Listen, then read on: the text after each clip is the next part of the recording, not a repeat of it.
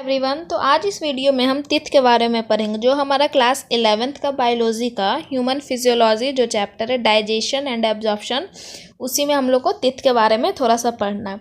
तो जो अगर नीट के पॉइंट ऑफ व्यू से देखें तो उससे जितना भी रिलेटेड पॉइंट आता वो सब हम यहाँ बताए हैं। तो देखते हैं, जो टीथ बना होता है वो है CaCO3 से, ठीक है, CaCO3 याद रखना।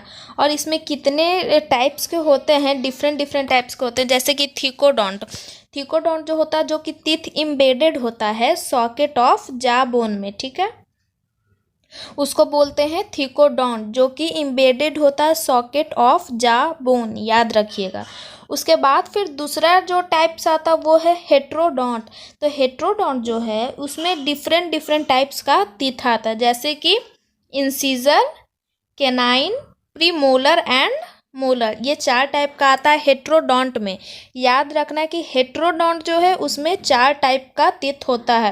पहला इंसीजर, दूसरा कैनाइन, तीसरा प्रीमोलर, चौथा मोलर। ये जो इंसीजर होता है वो कटिंग करने के काम में आता है, ठीक है। जो इंसीजर है वो कटिंग में हेल्प करता है। उसके बाद जो कैनाइन है वो टीयरिंग में हेल्प करता है, और जो प्रीमोलर और मोलर है वो च्यूइंग में हेल्प करता है, ठीक है। तो यहाँ पर आपको दिख रहा होगा कि जो इंसीजर का काम है वो कटिंग का काम है, जो कैनाइन का काम है उसको टीयरिंग करने का काम है, और प्रीमोलर और मोलर दोनों का सेम वर्क होता है, सिर्फ च्यूइंग करना, ठीक है। तो ये हो गया हेट्रोडोंट के बारे में। उसके बाद आते हैं डाइफोडोंट पर। तो जो डाइफोडोंट है इसमें 2 सेट ऑफ टीथ होता है, ठीक है, इसमें 2 सेट ऑफ टीथ प्रेजेंट होता है। पहला तो मिल्क टीथ और दूसरा जो है परमानेंट टीथ। जो मिल्क टीथ होता है उसका डिफरेंट नेम भी है, जैसे कि deciduous teeth, lacteal teeth, temporary teeth. ये सब किस याद रखिए, क्योंकि इसमें से कोई भी वर्ड दे सकता है वहाँ पे। मिल्क टीथ ना देकर वो डिसाइडियस टीथ भी दे सकता है, या फिर लैक्टियल टीथ भी दे सकता है, ठीक है। तो याद रखना है 2 टाइप का टीथ होता है डाइफोडोंट में।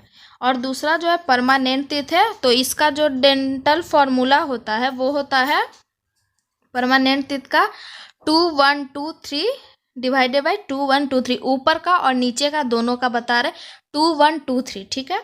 ये हो गया परमानेंट टीथ का डेंटल फॉर्मूला।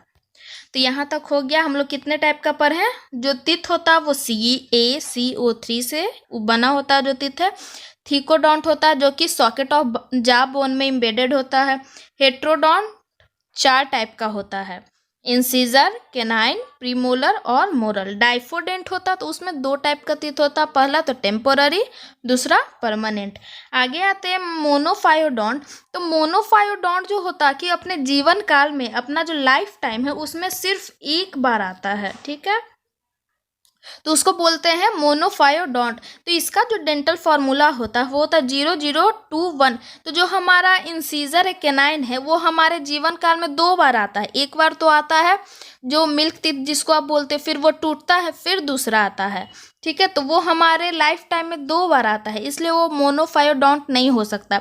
और प्रीमोलर जो है उसमें दोनों सिर्फ एक बार आता है, और जो मोलर होता है उसमें वो सिर्फ उसमें 3 होता है, ठीक है, मोलर में 3 होता है। तो उसमें से 2 दांत है जो अपने लाइफ टाइम में 2 बार आता है, और एक जो है वो सिर्फ एक बार आता है, ठीक है।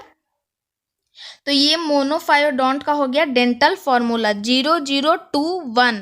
प्रीमोलर में से जो 2 है वो जो है वो लाइफ टाइम में सिर्फ एक बार आता है, और मोलर में 3 होता है, तो उसमें क्या होता है कि सिर्फ एक उसमें से टीथ है जो एक बार आता, बाकी दोनों टीथ जो है वो 2 बार आता है।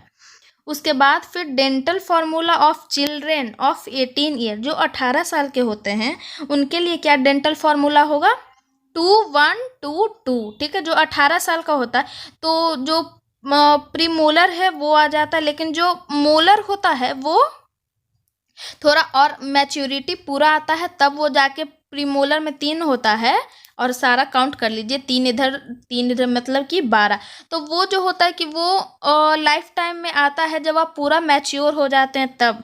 ऐसे 18 साल तक में सिर्फ 2 ही रहता है। तो इसका जो डेंटल फॉर्मूला हो जाएगा, जो 18 साल तक का चाइल्ड होगा उसका हो जाएगा 2 1 2 2, ठीक है।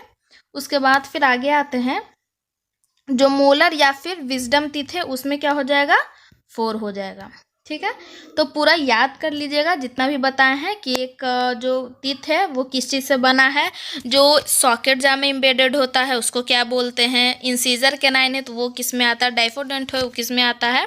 तो आपको आई होप कि आपको ये टीथ के बारे में पूरा समझ में आ गया होगा। तो और अगर कोई भी प्रॉब्लम हो तो मेरा टेलीग्राम चैनल है, आप उसको ज्वाइन कर सकते हैं, और वहाँ पर डीपीपी नोट्स वगैरह सारा शेयर किया जाता है, ठीक है। तो कोई भी आपको अगर प्रॉब्लम हो तो आप वहाँ पूछ सकते हैं, ठीक है। Thank you for watching this video.